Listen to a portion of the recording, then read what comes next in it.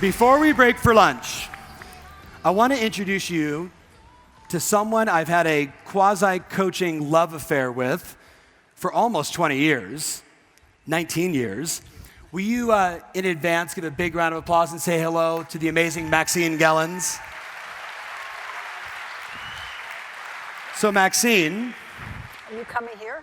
Okay, are we gonna do the total be honest? Yeah, I just left the check I was going to give you for me on my desk right there for this year. Okay, you're gonna give me the check? I'm going to give you the check. It's made out to me. Can you guys hear her okay? Okay, for my AV team. Marty.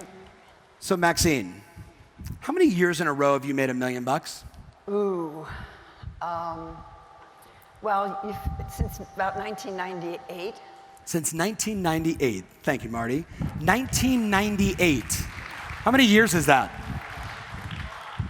How many years is that? 19 years. Oh, funny, we've been coaching for... No, it's more... This is gonna blow right up your skirt. 90. Just helping you. 98, oh yeah, 1998. So look at this room. Look at all these insanely brilliant, powerful, deserving, faithful rock stars. I just can't believe you have this many people. And I saw you, there were 10 people in the room, so that's all I can think about when I look at all these people here. Yeah, we've been doing this a long time. So Maxine, 19 years of making $1 million a year. What would you say to the person, like, what was the switch for you? Like, when did you start to believe that it was possible? What was that moment or that thing that happened that finally triggered it for you? Believing that it could be done, moving to a new market, which changed a lot of how I did business. Bringing my daughter in as my partner changed a lot of what I did and how I did it. Yeah. Little changes make big results. Little changes make big results. We talked about that earlier with Right, it. right. You make it sound so easy, but wasn't there some hard parts? Oh, yes, like no money for a lot of years.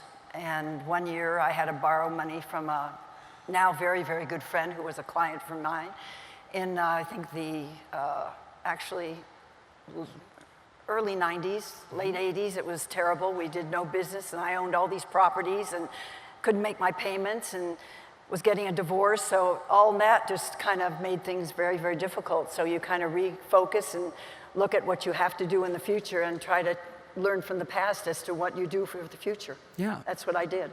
So, but you... And I had you. Well, but you didn't have me in the 80s because I was like 8. No.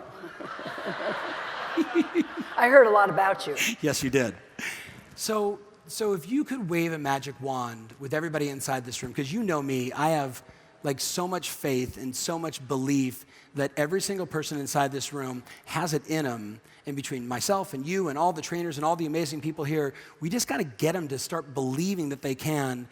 What advice do you have for the person out there that's sitting here going, I'm just overwhelmed. I mean, he doesn't understand me. And what do you say to that person? Well, first of all, we had so much chaos in our business before I didn't have chaos. And I know that you mentioned chaos in one of the groups. Mm-hmm.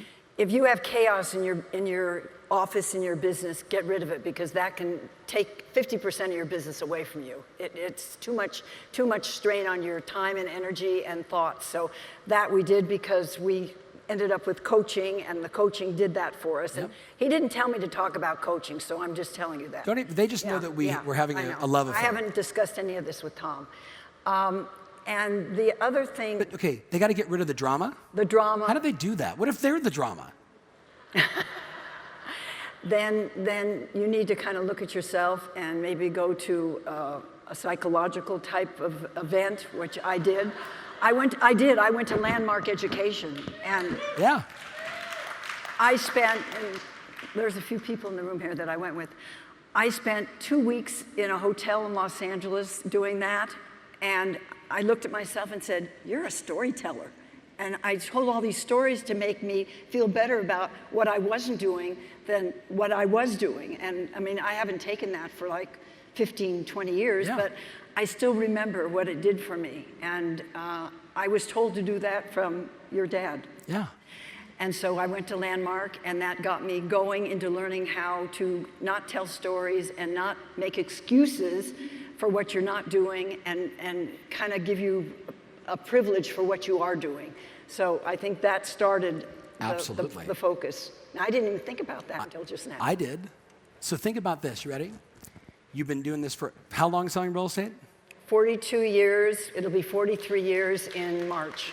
43 years. Full time. Full time. Some would say you're part-time. Okay, I want to be personal, because some of them are going to say, yeah, but she's in La Jolla. It's easier.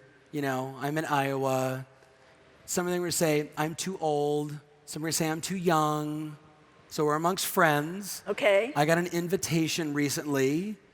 Tell them what the invitation was for. I'm going to have my 80th birthday party, and guys, and 80. you're all invited. You're all invited. No, hold on. Guys, stand up. Stand up. Stand up. 80, ladies and gentlemen, 80. 80. Cha-cha. Grab your seats, grab your seats. So here's what you guys got to get. Like, there's somebody in this room saying, but I'm 77. Oh, you've got a long way to go. What do you say to the younglings, the 40 and 50-year-olds in the room? I'm going to say it to the 20-year-olds, 30-year-olds, because we have a team, and on our team are my daughter, who's in her 50s. We had my grandchildren working for us this summer doing an internship. They're 20. Two of them are 20. They're going back to college, actually. They're already finished. And then I've got 30-year-olds and 40-year-olds and 45-year-olds. But what I'm going to say is, I've learned how to do the business correctly. It doesn't mean I do it correctly. I learned how to do it correctly. But I think that the kids today and the young children today and the young adults today don't have as much energy to think about their business as a business and to do what they have to do to be successful and get ahead. I just think that that's the way I feel. Yeah. Are you saying they're soft? They're soft. Their work habits, their work ethic, the time they put into when I used to work at 5 o'clock, I didn't say, oh, it's 5 o'clock, I have to go home, because I had a business to run. And even if you're an independent agent with no assistance, you have a business to run. You have goals to meet. You want to be successful. So put time and energy into it. Now, I know that you and your father put me on a time budget because I was 24/7, which isn't good for any household or any marriage or even if you're single. But put more effort, more time, and more thought into what you're doing for the future. Everything that I see you do, not all of you, believe me, just a lot of you. She's watching. Is you do everything for the present. You think about nothing for the future. And let me tell you, I can tell you, I'm going to be 80, and the future comes real fast. And all of a sudden you're saying, I'm going to live to 110. I don't know about any of you. Do I have enough money to last me, even though I've had an unbelievable successful business? I've saved a lot of money. But we're all living longer. We're all having more fun. We have more toys. We have more computers. I forgot they're going away, right? Yeah. I missed that whole era, right? Computers. She skipped that. I skipped it. I never learned how to use it, and now I don't have to. Pretty funny. But I just think that the effort put into whatever business it is, this may not be your ultimate business, but whatever it is, think of it as your left arm and your right arm and your kid and everything else. It's the most important part of your life, because I will just say this, without money, things go awry. So if you can have money, you can have probably a good life. Because I've been without money, and I know how difficult that is on your family, on your relatives, on your friends. And so we'll all be there. We'll all probably be there again, where I think things maybe are getting softer right now. And so we pull in the horns, but look at what you're doing every day for your future. That's what I can say. I love you. Can we give 80 the biggest round of applause ever? I'm dancing. Without my dance. Do a little dancing. Show us. Dance. Show us. Hey, it's Coach Tom Ferry. Have you been considering hiring a coach? If so, click the link below and check out what we do.